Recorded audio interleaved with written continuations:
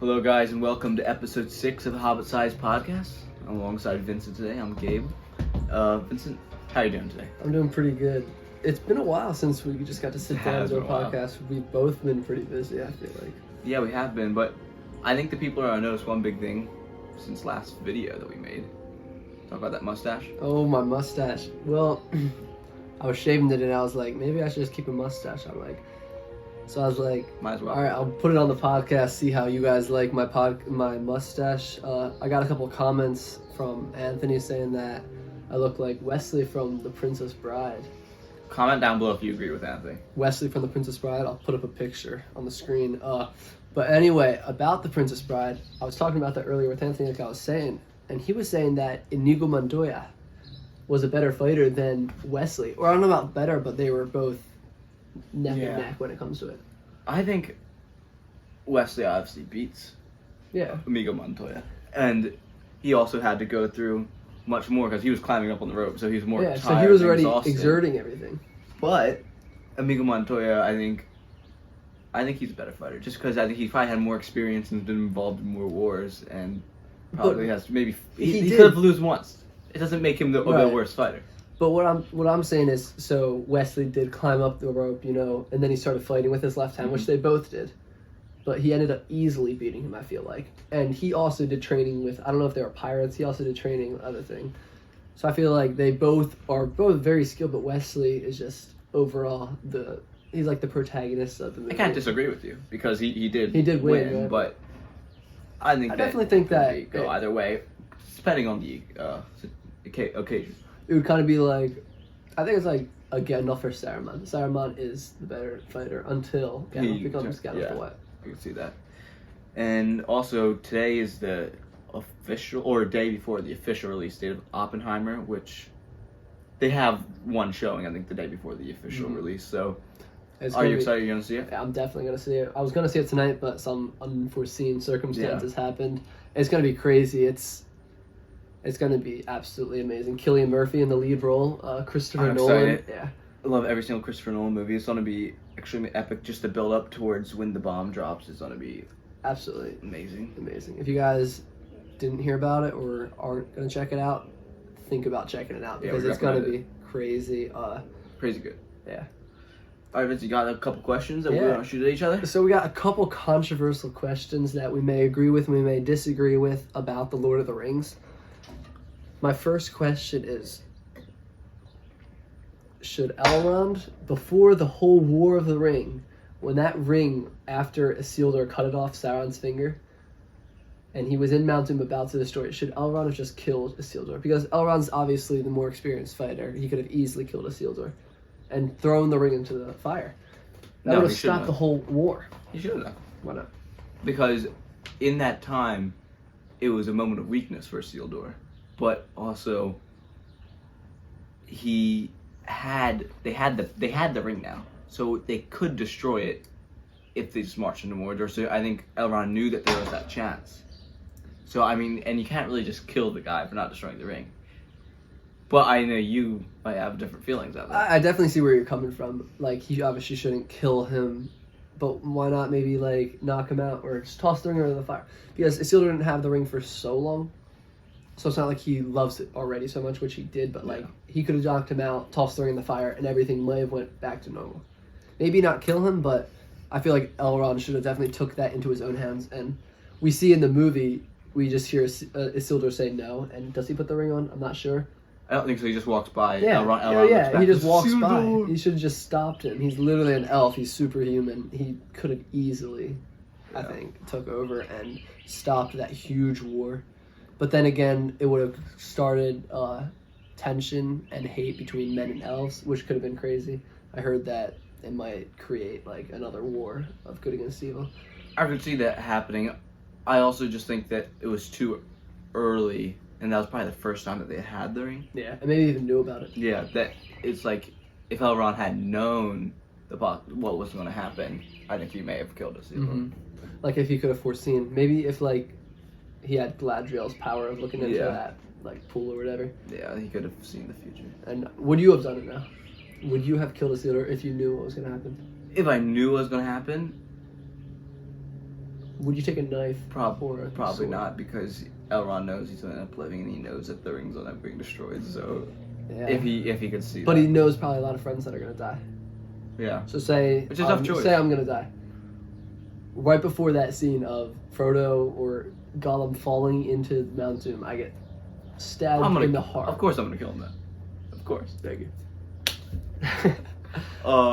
Quick thing here, is popcorn your favorite movie snack, or do you have another Popcorn. one, or does it just depend on the mood? So when going into a theater or watching TV at the house, I do eat popcorn a lot of the time, but I also like something heavier, I guess. Something like really anything. I'll eat watching a movie. It was not like such a serious movie I have to pay attention to. I'm eating anything, but like into the theater, I bring candy all the time. Yeah. Like you just sneak it in, and you just like, Yeah, so theaters are really expensive, especially the food. Yeah. So So I'm not really getting their popcorn there. I'm just going to the Walmart next door, getting candy, putting it in my pocket. put it in our sweatshirts, make Yeah. it look like it's nothing. Some donuts or something. Yeah, it's fun doing Yeah. that. But yeah, popcorn. It's a classic for movies, and it'll always be a Yeah, classic. So yeah, I do love popcorn. all right, A little like sea salt or something. sea salt. I do like the caramel, Mm. sweet Well, and what about salty. cheddar? That is my Cheddar's favorite. so good. The cheddar It's so popcorn. addicting. I know. It's like it might not taste best. Like caramel might taste best for me, but then you can't have a lot of it. But cheddar, man. cheddar is just. I mean, this bowl would be gone if this was cheddar. I recommend everyone, if it's possible, to try the cheddar and the caramel At the same time. mixed together. There's actually, I forget the brand, but they come with both inside, and when you mix them Yeah. together, the taste is That would magical. be. Mhm. So we saw a couple comments on a video, and we thought we'd bring this up.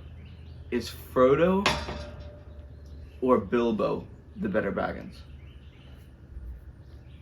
They both are such great characters and great Baggins, but I'm gonna have to say Frodo. He just did so much more, I feel like, than Bilbo did. Bilbo held the ring for longer, but Frodo's like his struggles, I feel like, were so much harder than what Bilbo had to accomplish. Like Bilbo, obviously, don't get me wrong. I'm not getting you. Bilbo had to accomplish a lot more. He had to. He basically he tamed the dwarves' greed, which is crazy. Dwarves are so stubborn. He literally got through to Thorin He when saved no them one else in a could. way. Yeah, no one else could get to Thorin, but he got to Thorin, and then he communicated with the elves, with the men. Like he was great, but then Frodo, he had to journey so many miles, such a long distance in time with the weight of the ring, and people always try to take it from him. Let's think of who tried to take it from him. Boromir during the Fellowship, or let's go out at the Council of Elrond. People are all arguing. Next is Boromir tries to actually physically take it. After that, you get what is it? After that, I lost my train of thought. Orcs. After that, orcs all the time trying to find him. They take Pippin and Merry instead of him. He's continuing to journey to Mount Doom the entire time. Faramir comes along, he's gonna take it, then he ends up letting him go. Gollum, the entire time, is secretly trying to get him. Yeah.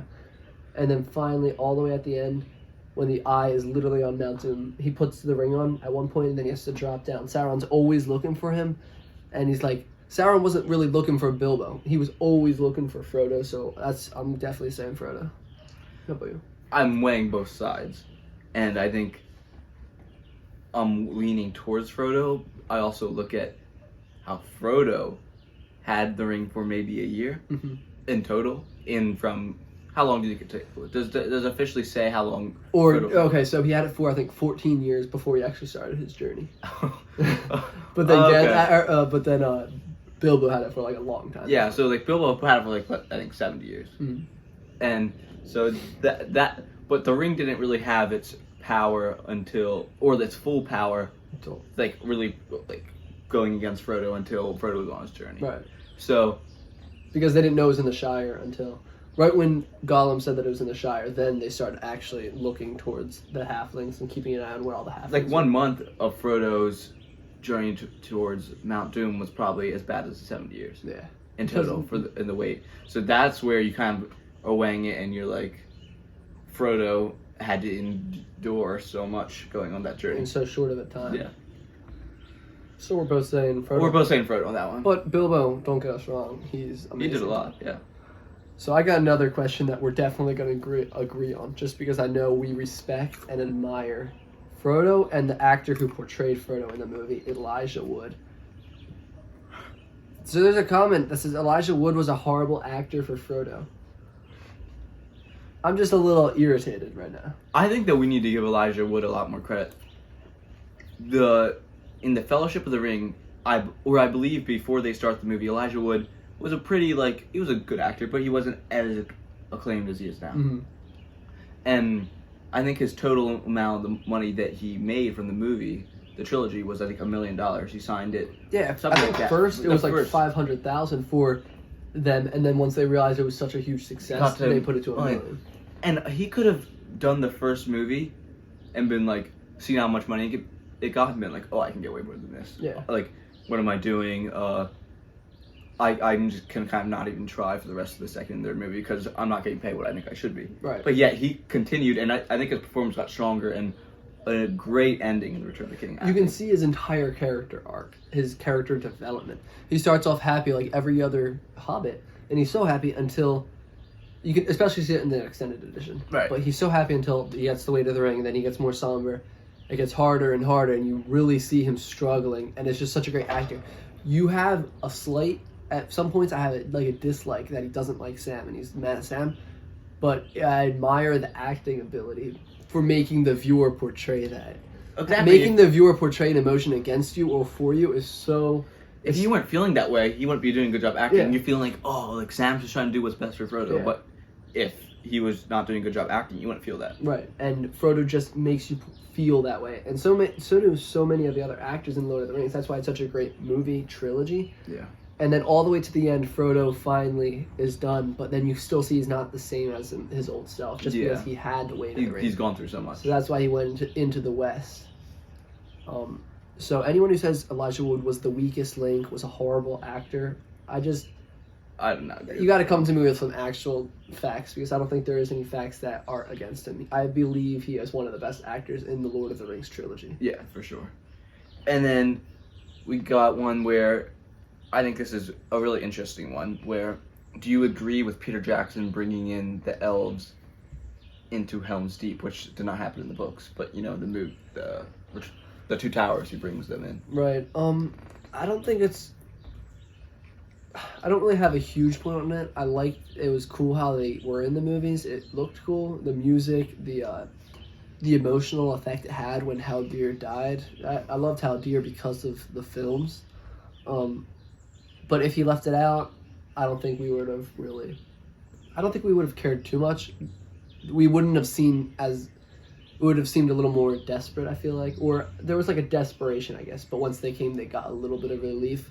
So I think it was fine that he added it. I'm not against it, but I'm not also like, oh, he definitely had to add it to have the effect. I think they did a good enough job, even with the elves coming, grabbing the desperation. Because in the one shot where Saruman comes out with Wormtongue, you just see a sea of Orcai. And then the elves, you're like, oh, we've got some help. And then even there's practically saved by Gandalf and Eomer's army. So, I mean, there was just a couple of them left in the Hornburg. Yeah. Before Theoden made his last charge. So, I think they could have. It would have been interesting how they would have done it. It would have been such a big battle, which I loved that battle. Helm's Deep is one of my favorite battles of all movies. So, I mean, they would not be able to make it, I think, as long if they hadn't had the elves in it. Yeah, that's what I agree. I love the scene we did when you say, let the horn of Helm Hammerhand sound in the deep one last time. But like in the movie, that's such an intense scene, and I just love that scene when they charge out, when they all think they lost, and then Aragorn's just like, ride out with me. And he's like, for death and glory. And then he's like, for your people. Yeah. Just because it's all the movies, such an emotional, like, challenging. Roller coaster. Yeah, it's a roller coaster of emotions that goes on, which I love. It's just great to see. I had one more question for Gabe. It's out on the paper. What do you think about Aemir? No one really talks about Aemir. You just mentioned, that's why I just thought of him, but is he underrated? Would you say he's underrated? Does he have a big part in the movies? I feel like Helm Deep, yeah. Very underrated. He was unjustly treated, of course, in Rohan. By King David. By King David. By Wormtongue. He was trying his best to ward off the orcs, but Wormtongue's And everyone was evil against him, basically, voice, except his few men. And then he is practically second in command to King Theoden, winning the charge. But actually third, because Aragorn. Mm-hmm. Aragorn's the main reason why Rohan went to war. Yeah. If they didn't... Rohan. I'm saying Rohan. Rohan. Yeah, if Aragorn didn't step in and help, like, nothing. King Theoden would have... They wouldn't have gone to Rohan to get King Theoden. Yeah, Saruman would still be under control in Rohan. Yeah. Which would be crazy. So a lot of things worked out. Like Gandalf said, there wasn't really much hope, just a fool's hope. Yeah. Which is kind of a funny but true line, right? It's so true. Maybe one last thing. Let's have a popcorn contest. Have a popcorn? See who can... Toss it? Alright, I'll go first. All right.